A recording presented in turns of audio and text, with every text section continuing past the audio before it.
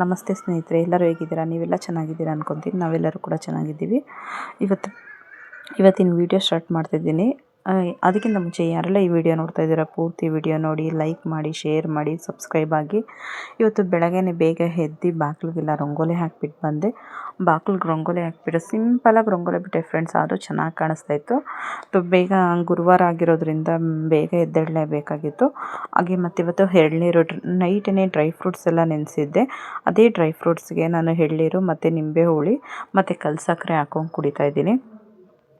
ನಿಂಬೆ ಹುಳಿ ಮತ್ತು ಕಲ್ಸಕ್ಕರೆ ಹಾಕ್ಕೊಂಡು ಕುಡಿಯೋದ್ರಿಂದ ನಮಗೆ ನಮ್ಮ ಬಾಡಿಲಿರೋ ಓವರ್ ಹೀಟೆಲ್ಲ ಸ್ವಲ್ಪ ಕಮ್ಮಿ ಆಗ್ತಾ ಇರುತ್ತೆ. ಮತ್ತು ನಮಗೂ ತುಂಬ ಈ ಬಿಸಿಲು ಮತ್ತು ಕೋಲ್ಡಿಂದ ಬಿಸಿಲಿಗೆ ನಾವು ಬಿಸಿಲಿರೋದ್ರಿಂದ ನಮ್ಮ ಬಾಡಿ ಅದಕ್ಕೂ ಇದಕ್ಕೂ ಇದಾಗಬೇಕಲ್ಲ, ಅಡ್ಜಸ್ಟ್ ಆಗಬೇಕಲ್ವ. ಹಾಗಾಗಿ ಇವಾಗ ನಾವು ಸ್ವಲ್ಪ ಮಜ್ಜಿಗೆ, ಎಳ್ನೀರು ಈ ಥರ ತಂಪಿನ ಪದಾರ್ಥನ ಸ್ವಲ್ಪ ತೊಗೊತಿರ್ಬೇಕು. ಆಗ ನಮಗೆ ನಮ್ಮ ಬಾಡಿ ಈ ಒಂದು ಇಲ್ಲಾಂದರೆ ಅಡ್ಜಸ್ಟ್ ಆಗಲಿಲ್ಲ ಅಂದರೆ ಸೈಡ್ ಎಫೆಕ್ಟ್ ಅಂದರೆ ಈ ಬಾಯಲ್ಲೆಲ್ಲ ಹುಣ್ಣಾಗೋದು, ಮೂಗಲ್ಲಿ ರಕ್ತ ಬರೋದು, ಇಲ್ಲ ಬಾಯಲ್ಲಿ ರಕ್ತ ಬರೋದು, ಈ ಥರ ಎಲ್ಲ ಆಗ್ತಾ ಇರುತ್ತೆ. ಈ ಒಂದು ಟೈಮಲ್ಲಿ ಸ್ವಲ್ಪ ಮಜ್ಜಿಗೆ ಜಾಸ್ತಿ ಕುಡಿಯೋದು ಮತ್ತು ಎಳ್ನೀರು ಕುಡಿಯೋದು, ನಿಂಬೆಹಣ್ಣಿನ ಜ್ಯೂಸ್ ಮಾಡ್ಕೊಂಡು ಕುಡಿಯೋದು, ಈ ಥರ ಎಲ್ಲ ನಾವು ಮಾಡಬೇಕಾಗುತ್ತೆ. ನಿಂಬೆಹಣ್ಣು ಹಾಕೋದಕ್ಕೆ ನಾನು ಉಪ್ಪು ಹಾಕಿ ನಿಂಬೆಹಣ್ಣು ಕಟ್ ಮಾಡಿ ಹಾಕ್ತಾಯಿದ್ದೀನಿ. ನಾನು ಆಲ್ರೆಡಿ ಹೆರಳಿಕಾಯಿ ಮತ್ತು ನೆಲ್ಲಿಕಾಯಿ ಹಾಕಿದ್ದೀನಿ. ಅದ್ರ ಜೊತೆಗೆ ನಿಂಬೆಹಣ್ಣು ಮಾತ್ರ ಕಟ್ ಮಾಡಿ ಹಾಕಿದ್ದು. ಅದಕ್ಕೆ ಉಪ್ಪು ಎಷ್ಟು ಬೇಕು ಅಷ್ಟು ಹಾಕಿ ಇಡಬೇಕು. ಅದೊಂದು 3-4 ದಿವಸ ಬೇಯಬೇಕು ಫ್ರೆಂಡ್ಸ್. ಉಪ್ಪು ಮತ್ತು ಹುಳಿಯಲ್ಲಿ ಈ ಕಾಯಿ ಎಲ್ಲ ಬೆಂದೋಗುತ್ತೆ. ಬೆಂದ ಮೇಲೆ ನಾವು ಮಸಾಲೆ ಹಾಕೋಕ್ಕಾಗೋದು. ಮಸಾಲೆಗೆ ಏನೇನು ಬೇಕು ಅಂತ ತೋರಿಸ್ತೀನಿ ಬನ್ನಿ.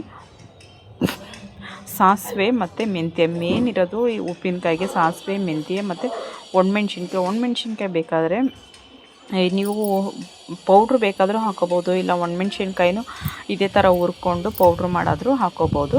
ಅದು ನಿಮ್ಮ ಇಷ್ಟ. ನಾನು ಒಣಮೆಣ್ಸಿನ್ಕಾಯಿ ಪೌಡ್ರ್ ಹಾಕ್ಕೋತಾ ಇದ್ದೀನಿ. ಚಿಲ್ಲಿ ಪೌಡ್ರ್ ಹಾಕ್ಕೊಳ್ಳೋದ್ರಿಂದ ನಾನು ಇವಾಗೇನು ಒಣಮೆಣ್ಸಿನ್ಕಾಯಿ ಹಾಕೋತಿಲ್ಲ. ಮೆಂತ್ಯ ಮತ್ತು ಸಾಸಿವೆ ಮಾತ್ರ ಚಟಪಟ ಅಂತಿದ್ದಂಗೆ ಒಂದು ಜಾರ್ಗೆ ಹಾಕ್ಕೊಂಡು ಪೌಡ್ರ್ ಮಾಡ್ಕೊಬೇಕು. ನೋಡಿ, ಇವಾಗ ನಾನು ಏನು ಬಾಕ್ಸಲ್ಲಿ ಇಟ್ಕೊಂಡಿದ್ದೆ ಅದನ್ನೆಲ್ಲ ತೆಗೆದು ಒಂದು ಪಾತ್ರೆಗೆ ಹಾಕ್ಕೊಂಡಿದ್ದೀನಿ. ನೋಡಿ, ಈ ಥರ ಬೆಂದಿದೆ. ಇಷ್ಟು ಬೆಂದರೂ ಸಾಕು ಫ್ರೆಂಡ್ಸು, ಚೆನ್ನಾಗಿದಾಗುತ್ತೆ. ಇವಾಗ ಒಂದು ಮಸಾಲೆನ ಒಂದು ನುಣ್ಣಗೆ ಪೌಡ್ರ್ ಹಾಕಬೇಕು ಫ್ರೆಂಡ್ಸ್. ಇದು ಅರ್ಧಂಬರ್ಧ ಆದರೆ ಅಷ್ಟು ಟೇಸ್ಟ್ ಇರೋಲ್ಲ. ನೀಟಾಗಿ ನುಣ್ಣಗೆ ಪೌಡ್ರ್ ಆಗಿರಬೇಕು ಫ್ರೆಂಡ್ಸ್. ಆವಾಗಲೇ ಅದು ಮಸಾಲೆ ಚೆನ್ನಾಗಿ ಹಿಡಿಯೋದು ಇದಕ್ಕೆ. ಇವಾಗೆಲ್ಲ ಹಾಕ್ಕೊಂಡಿದ್ದೀನಿ, ಇವೆರಡನ್ನು ಹಾಕ್ಕೊಂಡಿದ್ದೀನಿ. ಇದ್ರ ಜೊತೆಗೆ ಸ್ವಲ್ಪ ಚಿಲ್ಲಿ ಪೌಡ್ರ್ ಹಾಕ್ಕೊಂಡಿದ್ದೀನಿ. ಖಾರಕ್ಕೆ ಚಿಲ್ಲಿ ಪೌಡ್ರು ಮತ್ತು ಎಲ್ಲೋ ಪೌಡ್ರು, ಅರಶಿನ ಪುಡಿ ಸ್ವಲ್ಪ ಹಾಕ್ಕೊಬೇಕು. ಮೊದಲೆಲ್ಲ ಅರಶಿನ ಕೊಂಬು ಕೂಡ ಹಾಕ್ತಿದ್ರು ಫ್ರೆಂಡ್ಸ್. ಅವಾಗ ಅರಶಿನ ಕೊಂಬು ಕೂಡ ಹಾಕ್ತಿದ್ರು. ಅರಶಿನ ಕೊಂಬನ್ನ ಪೌಡ್ರ್ ಮಾಡಿಬಿಟ್ಟು ಹಾಕ್ತಿದ್ರು. ಇದು ನನಗೆ ನಮ್ಮ ಅತ್ತೆಯವ್ರು ಹೇಳ್ಕೊಟ್ಟಿದ್ದಂಥದ್ದು ರೆಸಿಪಿನೇ. ನಾನಂತೂ ಅವರು ಡೈರೆಕ್ಟಾಗಿ ಯಾವತ್ತೂ ನೋಡಿಲ್ಲ ಅವ್ರು ಯಾವ ರೀತಿ ಉಪ್ಪಿನಕಾಯಿ ಮಾಡ್ತಿದ್ರು ಅಂತ ಅಂದ್ಬಿಟ್ಟು ನನಗೆ ಗೊತ್ತಿಲ್ಲ. ಆದರೆ ಒಂದು ಸಲ ನಮ್ಮ ಮನೆಯವ್ರಿಗೆ ಉಪ್ಪಿನಕಾಯಿ ಕೊಟ್ಟು ಕಳಿಸಿದಾಗ ನನಗಿಷ್ಟ ಆಯಿತು. ಇಷ್ಟ ಆಗಿ ಅಂದರೆ ನಾನೇನು ಉಪ್ಪಿನಕಾಯಿ ತಿನ್ನಲ್ಲ ಅಷ್ಟಾಗಿ, ನಮ್ಮ ಮನೆಯವ್ರಿಗೆ ಇಷ್ಟ ಆಯಿತು ಅಂತ ಅಂದ್ಬಿಟ್ಟು ನಾನು ಟ್ರೈ ಮಾಡಿದ್ದು.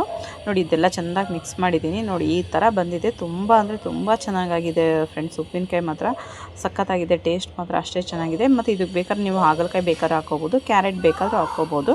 ಇದಕ್ಕೆ ನಾನು ಒಗ್ಗರಣೆಗೆ ಎಣ್ಣೆ ಮತ್ತು ಸಾಸಿವೆ ಹಾಕ್ಕೊತಾ ಇದ್ದೀನಿ. ಎಣ್ಣೆ ಸ್ವಲ್ಪ ಜಾಸ್ತಿ ಹಾಕ್ಕೊಂಡ್ರು ನಡೆಯುತ್ತೆ ಫ್ರೆಂಡ್ಸ್. ಎಣ್ಣೆ ಸಾಸಿವೆ ಎರಡೂ ಹಾಕ್ಕೊಂಡು ಸಾಸಿವೆ ಚಟಪಟ ಅಂತ ಸಿಡಿದ ತಕ್ಷಣ ಇವಾಗ ಏನು ನಾನು ಉಪ್ಪಿನಕಾಯಿ ಮಾಡ್ಕೊಂಡಿದ್ವಲ್ಲ ಮಸಾಲೆ, ಆ ಮಸಾಲೆಗೆ ಇದನ್ನು ಹಾಕಬೇಕು. ಇದನ್ನು ಹಾಕ್ಬಿಟ್ಟು ಚೆನ್ನಾಗಿ ತಿರುಗಿಸ್ಬೇಕು ಫ್ರೆಂಡ್ಸ್. ಎಲ್ಲ ಒಂದು ಕಡೆ ಇದು ಚೆನ್ನಾಗಿದ್ದಾದಮೇಲೆ ಇದೆಲ್ಲ ಒಗ್ಗರಣೆ ಎಲ್ಲ ಸ್ವಲ್ಪ ತಣ್ಣಗಾದ್ಮೇಲೆ ಒಂದು ಬಾಕ್ಸಿಗೆ ಹಾಕಿ ಇಟ್ಕೊಬೋದು. ಇಲ್ಲ ಅಂದರೆ ಬಿಸಿ ಅನ್ನ ಮಾಡಿದ್ಮೇಲೆ ಅನ್ನ ಮಿಕ್ಸ್ ಮಾಡ್ಕೊಂಡಾದರೂ ತಿನ್ಬೋದು. ನಾನು ಹಾಗೆ ಇಟ್ಟಿದ್ದೀನಿ. ಎಲ್ಲರೂ ಬಂದಮೇಲೆ ಆ ಥರ ನಾವು ಅನ್ನ ಕಲಿಸ್ಕೊಂಡು ಇದು ಮಾಡ್ಕೋಬೇಕು ಅಂತ ಅಂದ್ಬಿಟ್ಟು ಇವತ್ತಿನ ಟಿಫನ್ಗೆ ಫ್ರೈಡ್ ರೈಸ್ ಮಾಡೋಣ ಅಂತ ರೆಡಿ ಮಾಡ್ಕೊಂಡಿದ್ದೀನಿ. ಫ್ರೈಡ್ ರೈಸ್ಗೆ ಎಣ್ಣೆ ಮತ್ತು ಎಲ್ಲ ಥರ ತರಕಾರಿನೂ ಹಾಕಿದ್ದೀನಿ. ಎಲ್ಲ ಥರ ತರಕಾರಿ ಅಂದರೆ ಬೀನ್ಸು ಮತ್ತು ಕ್ಯಾಪ್ಸಿಕಮ್ಮು ಮತ್ತು ಕ್ಯಾರೆಟು, ಹಸೆ ಬಟಾಣಿ ಇಷ್ಟನ್ನು ಹಾಕ್ಕೊಬೇಕು. ಈರುಳ್ಳಿ, ಹಸಿಮೆಣ್ಸಿನ್ಕಾಯಿ ಬೇಕಾದರೂ ಹಾಕ್ಕೋಬೋದು. ಇಷ್ಟನ್ನು ಹಾಕ್ಬಿಟ್ಟು ಚೆಂದಾಗಿ ಎಣ್ಣೆಯಲ್ಲೇ ಹುರ್ಕೋಬೇಕು ಫ್ರೆಂಡ್ಸ್.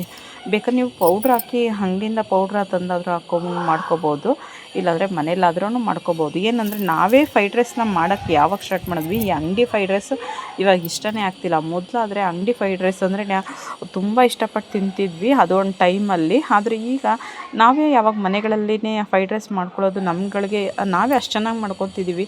ನಮಗಿಂತ ಇವರೇನು ಅಷ್ಟು ಚೆನ್ನಾಗಿ ಮಾಡೋದಿಲ್ಲ ಅಂತ ಅನಿಸುತ್ತೆ. ಎಲ್ಲ ಅಡುಗೆನೂ ಅಷ್ಟೇ, ನಾವು ಚೆನ್ನಾಗಿ ಮಾಡ್ಕೋತೀವಿ ಅಂತ ಅನಿಸಿದಾಗ ಬೇರೆಯವ್ರು ಮಾಡೋ ಅಡುಗೆ ನಮ್ಗೆ ಅಷ್ಟು ಇಷ್ಟ ಆಗೋದಿಲ್ಲ. ಫ್ರೈಡ್ ರೈಸು ಅಷ್ಟೇ, ನನಗೆ ಬೇರೆಯವ್ರು ಮಾಡೋ ಫ್ರೈಡ್ ರೈಸ್ ಅಷ್ಟು ಇಷ್ಟ ಆಗೋದಿಲ್ಲ. ಫ್ರೈಡ್ ರೈಸು ಅಷ್ಟೇ, ನಮ್ಗೆ ಬೇರೆಯವ್ರು ಮಾಡೋ ಫ್ರೈಡ್ ರೈಸ್ ಅಷ್ಟು ಇಷ್ಟ ಆಗೋದೇ ಇಲ್ಲ. ಇದಕ್ಕೆ ನಾನು ಸ್ವಲ್ಪ ಉಪ್ಪು ಹಾಕ್ಕೊಂಡಿದ್ದೀನಿ, ಒಂದು ಸ್ವಲ್ಪ ಚಿಲ್ಲಿ ಪೌಡ್ರ್ ಹಾಕ್ಕೊಬೇಕು. ಕಾಳು ಮೆಣಸು ಪೌಡ್ರು ಬೇಕಾದ್ರೆ ಹಾಕ್ಕೊಬೋದು. ನಾನು ಇವಾಗ ಒಂದೇ ಒಂದು ಪ್ಯಾಕೆಟ್ ಫ್ರೈಡ್ ರೈಸ್ ಪೌಡ್ರೇ ಹಾಕ್ಕೊತಾ ಇದ್ದೀನಿ ಫ್ರೆಂಡ್ಸು. ಸಾಕು, ಒಂದು ಪ್ಯಾಕೆಟ್ ಪೌಡ್ರ್ ಹಾಕ್ಕೊಂಡ್ರೆ ಒಂದು ಟೈಮ್ ಟಿಫನ್ಗಾಗುತ್ತೆ. ಇಲ್ಲಾಂದರೆ ಸೋಯಾ ಸಾಸು ಮತ್ತು ಟೊಮೊಟೊ ಸಾಸು, ಚಿಲ್ಲಿ ಸಾಸ್ ಹಾಕಿದ್ರೆ ಫ್ರೈಡ್ ರೈಸ್ ಕೂಡ ಮನೆಯಲ್ಲೇ ರೆಡಿಯಾಗೋಗುತ್ತೆ.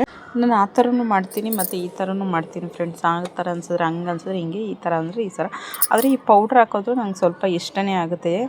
ಗ್ರೀನ್ ಕಲರ್ ಪ್ಯಾಕೆಟ್ ಹಾಕ್ಬಿಡ್ತೀನಿ, ಅದು ನಂಗೆ ಸ್ವಲ್ಪ ಜಾಸ್ತಿ ಇಷ್ಟನೇ ಆಗುತ್ತೆ ಫ್ರೆಂಡ್ಸು ಒಂದೊಂದು ಸಲ. ಹಂಗಾಗಿ ಅವಾಗವಾಗ ಈ ಥರ ಇದನ್ನು ತಂದು ಫ್ರೈಡ್ ರೈಸ್ದು ಪೌಡ್ರ್ ತಂದು ಹಾಕ್ಕೊಂಡು ಮಾಡ್ತಿರ್ತೀವಿ.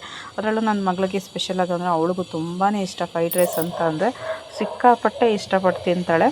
ಒಂದು ಪ್ಯಾಕೆಟ್ ಹಾಕ್ಕೊಂಡ್ರೆ ಸಾಕು ಫ್ರೆಂಡ್ಸ್, ಜಾಸ್ತಿ ಏನು ಬೇಡ. ಯಾಕಂದ್ರೆ ನಾವು ಮೊದಲೇ ಉಪ್ಪು ಹಾಕಿರ್ತೀವಿ ಮತ್ತು ಖಾರನೂ ಹಾಕಿರ್ತೀನಿ. ಅದು ಒಂದೇ ಒಂದು ಪ್ಯಾಕೆಟ್ ಇದೊಂದು ಟೇಸ್ಟ್ಗೋಸ್ಕರ ಅಂತ ಹಾಕ್ಬೇಕಷ್ಟೇ ಫ್ರೆಂಡ್ಸ್. ಬೆಳಗಿನ ಟಿಫನ್ ಜೊತೆ ಸ್ವಲ್ಪ ಎಳ್ನೀರು ಕುಡಿದಿದ್ದೆ ಆಗಲೇ, ಇನ್ನೊಂದು ಸ್ವಲ್ಪ ಇಟ್ಟಿದೆ ಹಾಗೆಯೇ ಇನ್ನೊಂದು ಸ್ವಲ್ಪ ಎಳ್ನೀರು ಕುಡ್ಕೊಂಡು ಡ್ರೈ ಫ್ರೂಟ್ಸ್ ಎಲ್ಲ ತಿಂದ್ಬಿಟ್ಟು ಹಾಗೆಯೇ ಟಿಫನು ಆಯಿತು ಫ್ರೆಂಡ್ಸ್. ಇವತ್ತಿನ ವಿಡಿಯೋ ಹೀಗಿತ್ತು. ನಿಮಗೆಲ್ಲ ಇಷ್ಟ ಆಗಿದೆ ಅಂದ್ಕೊತೀನಿ. ಲೈಕ್ ಮಾಡಿ, ಶೇರ್ ಮಾಡಿ, ಸಬ್ಸ್ಕ್ರೈಬ್ ಆಗಿ. Thank you friends.